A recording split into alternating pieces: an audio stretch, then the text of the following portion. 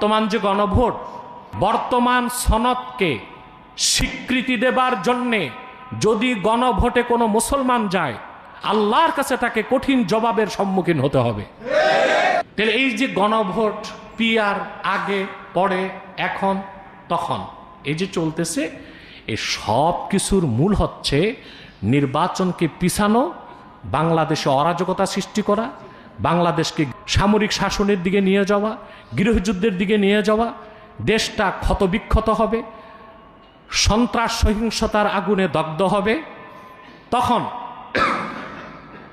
যারা দেশ ধ্বংস করতে সাপ পাঠাইছে সবল দিতে, তারাই আবার বিষ নামাইতে ওজা পাঠাবে। সেই আমেরিকা বাংলাদেশকে দখল করবে, লুটপাট করবে। এর জন্য প্রত্যেকটা রাজনৈতিক দল ইতিহাসে দায়ী থাকবেন আপনারা। দেশ এখন রাজনৈতিকভাবে মহাসংকটে নিপতিত।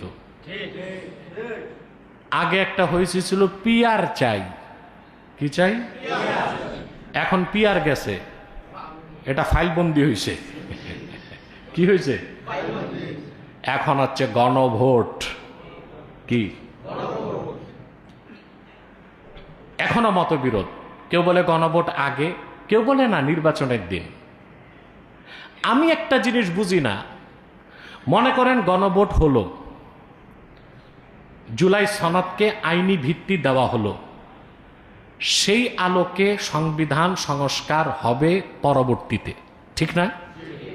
আচ্ছা ভাই, গণভোট কি বাংলাদেশে আগে হয় নাই? তারপর গণভোটে যা হয়েছিল তা কি ঠিক ছিল না পরবর্তী সরকাররা বদলাইছে? 1977 সালে 30শে মে প্রেসিডেন্ট জিয়াউর রহমান 19 দফা দাবি নিয়ে গণভোটের আয়োজন করছিলেন। হ্যাঁ না, কয় দফা ছিল জিয়াউর রহমানের?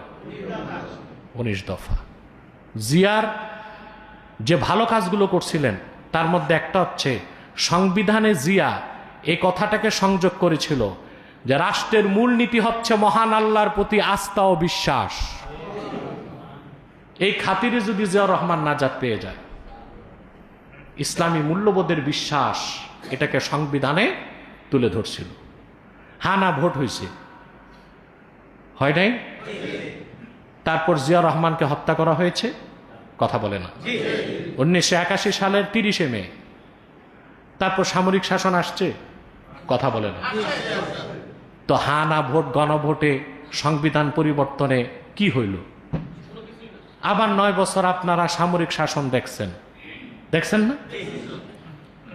উনিও একটা গণভোট করছিল এরশাদ সাহেব, তারপর তা কি ঠিক ছিল? আবার 90-এর গণঅভ্যুত্থানে তিনিও বিদায় নিলেন, ঠিক কিনা? যিনি ছিলেন রাজা তার হইল সাজা, সমান সমান। 9 বছর, 9 বছর, 10 বছর, 1 বছর বেশি। রাজা ছিল 9 বছর, সাজা হয়েছে 1 বছর বেশি।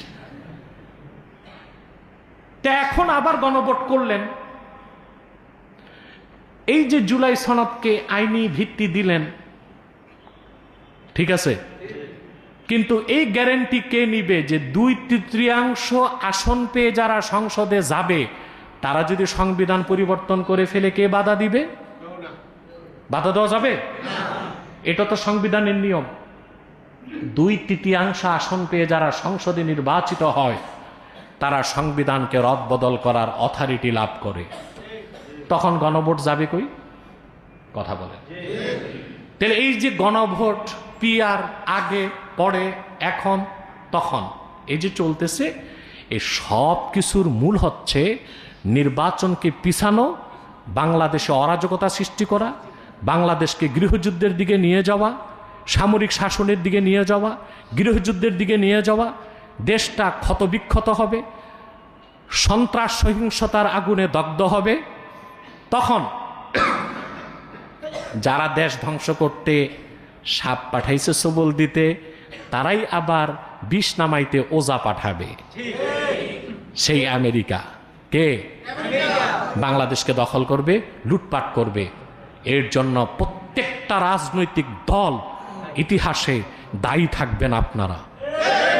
আপনাদের দেশের সিদ্ধান্ত আপনাদেরকে নিতে হবে। আর বর্তমান যে গণভোট, এটা যদি হয় বর্তমান সনদকে স্বীকৃতি দেবার জন্যে যদি গণভোটে কোনো মুসলমান যায়, আল্লাহর কাছে তাকে কঠিন জবাবের সম্মুখীন হতে হবে। প্রশ্ন হলো কেন? সংবিধানে এই ধারাটা আছে, নীতি। রাষ্ট্রের মূলনীতি কি? মহান আল্লাহর প্রতি বিশ্বাস। বর্তমান সনদে এই কথাটাকে বাদ দেয়া হয়েছে। অতএব যদি গণভোট দিয়ে আপনি হাতে ভোট দেন, তার মানে সংবিধানে মহান আল্লাহর প্রতি বিশ্বাস এই কথা থাকুক আপনি চান না, সেজন্য আপনি ভোট দিয়েছেন। আমি মনে করি ইমানের উপর কঠিন একটা আঘাত হবে। এখন তো রাজনৈতিক দলগুলোর উচিত এই দাবি করা যে সনদকে সংশোধন করো, সংবিধান থেকে আল্লাহর উপর আস্থা এই কথাকে সরানো যাবে না। তাইলে গণভোট হবে কি হবে না চিন্তা করার বিষয় আছে। মূলে নাই, আছে যত আজে বাজে কাজে।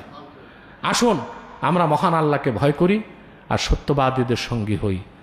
ওয়াখির দাওয়ানা